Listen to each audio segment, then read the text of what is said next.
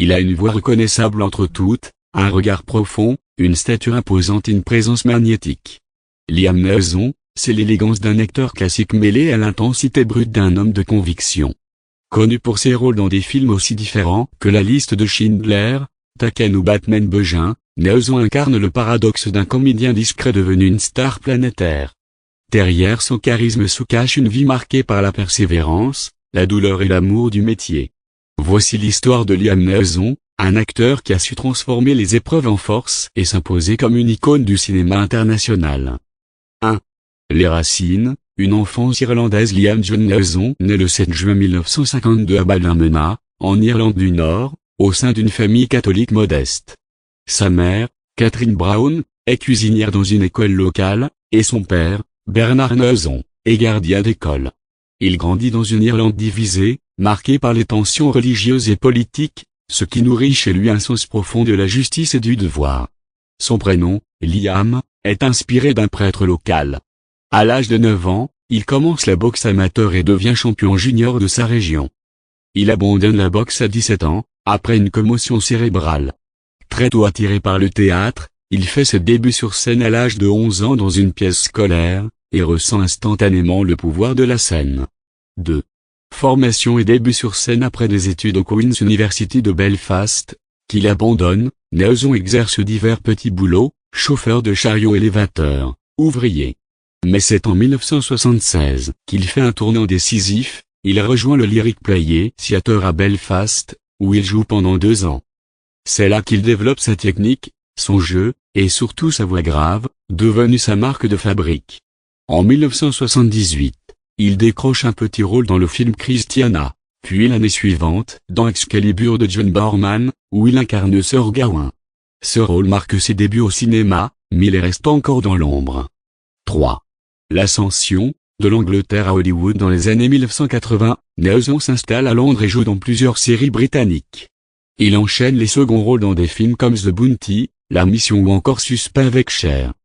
Sa performance solide attire peu à peu l'attention des réalisateurs.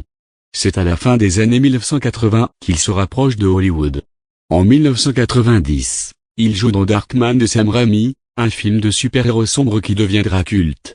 Mais c'est 3 ans plus tard que tout change. 4. La consécration, La Liste de Schindler. En 1993, Steven Spielberg le choisit pour incarner Oskar Schindler, un industriel allemand qui sauva plus de 1000 juifs pendant la Seconde Guerre mondiale. La Liste de Schindler est un chef-d'œuvre universellement salué, et Liam Neeson livre une performance bouleversante.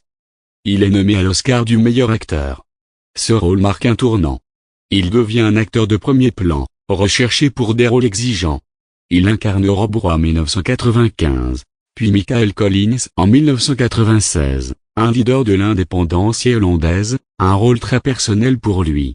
Il apparaît ensuite dans Les Misérables et dans Star Wars, La Menace Fantôme, où il incarne le Jedi Qui-Gon Jinn, élargissant encore sa notoriété.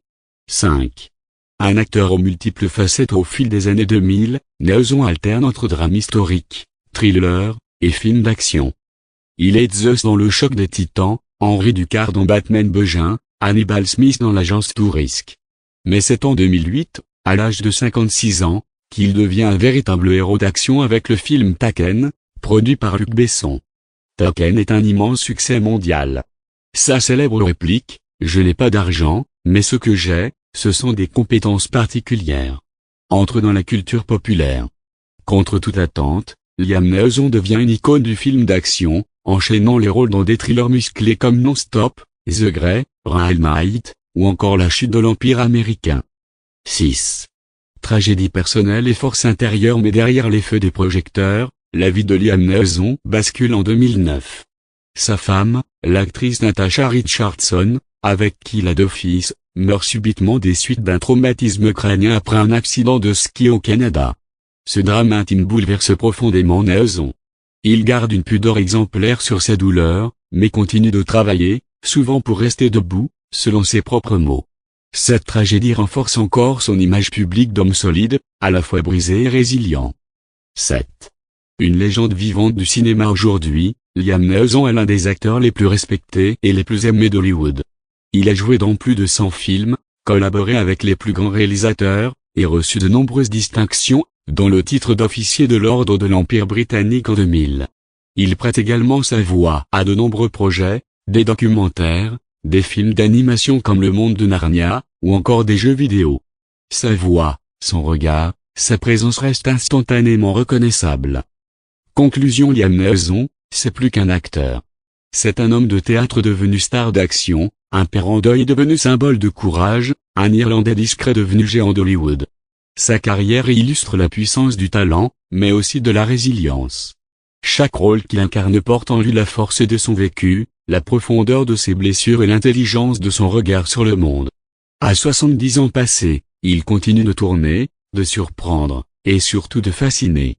Dans un monde de stress et d'agitation, Liam Neeson incarne une rare combinaison, la gravité d'un acteur classique, et la rage tranquille d'un homme qui a tout traversé. Son parcours est une leçon d'humanité autant qu'une ode au cinéma.